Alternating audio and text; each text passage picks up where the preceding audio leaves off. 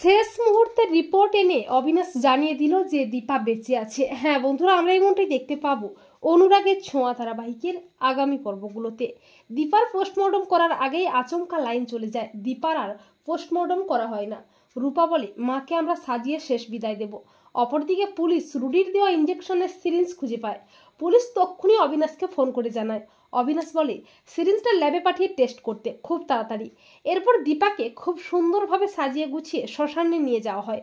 সবাই একেবারে শোকে ভেঙে পড়ে। ঠাকুরমশাই বলে, ওনার স্বামী কোথায়? ওনার স্বামীকে মুখে আগুন দিতে হবে। সূর্যের কিছুই মনে পড়ে না, কিন্তু সবাই মিলে সূর্যকে বুঝিয়ে নিয়ে যায় দীপার মুখে আগুন দেওয়ার জন্য। অপরদিকে সিরিঞ্জের রিপোর্ট হাতে পায় অবিনাশ। রিপোর্ট দেখে চমকে ওঠে অবিনাশ।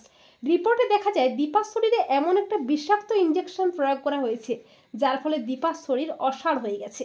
হার্টবিট কিছুই খুঁজে পাওয়া যাচ্ছে না, এমনকি দীপা বেঁচে আছে। অপরদিকে দীপা বলে, ডাক্তারবাবু আমি বেঁচে আছি, আমাকে জীবন্ত পুড়িয়ে মারবেন না। কিন্তু দীপার কাতর আর্তনাদ কেউ শুনতে পায় না। এরপর যখনই সূর্য দীপার মুখে আগুন দেবে করে, ঠিক তখনই রিপোর্ট নিয়ে হাজির হয় অবিনাশ। অবিনাশ চিৎকার করে বলে, দাঁড়ান, ওনাকে পোড়াবেন না, উনি বেঁচে আছেন। অবিনাশের কথা শুনে সবাই চমকে ওঠে।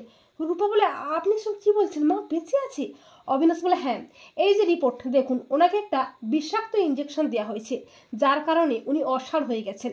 উনি চাইলেও ওনার হাত পা নাড়াতে পারছেন না, ওনার হার্টবিটও পাওয়া যাচ্ছে না, কিন্তু উনি বেঁচে আছেন। তা শুনে সবাই অবাক হয়ে যায়। দীপা বলে, ধন্যবাদ অবিনাশ, ধন্যবাদ আমাকে নতুন জীবন দেওয়ার জন্য। কিন্তু দীপার কথা কারো কানে পৌঁছায় না। তো বন্ধুরা, তোমরাও এটাই চাও তো যে শেষ মুহূর্তে রিপোর্ট এনে অবিনাশ যেন জানিয়ে দেয় যে দীপা বেঁচে আছে? কমেন্ট করে এক্ষুনি জানিয়ে দাও তোমাদের মতামতটি।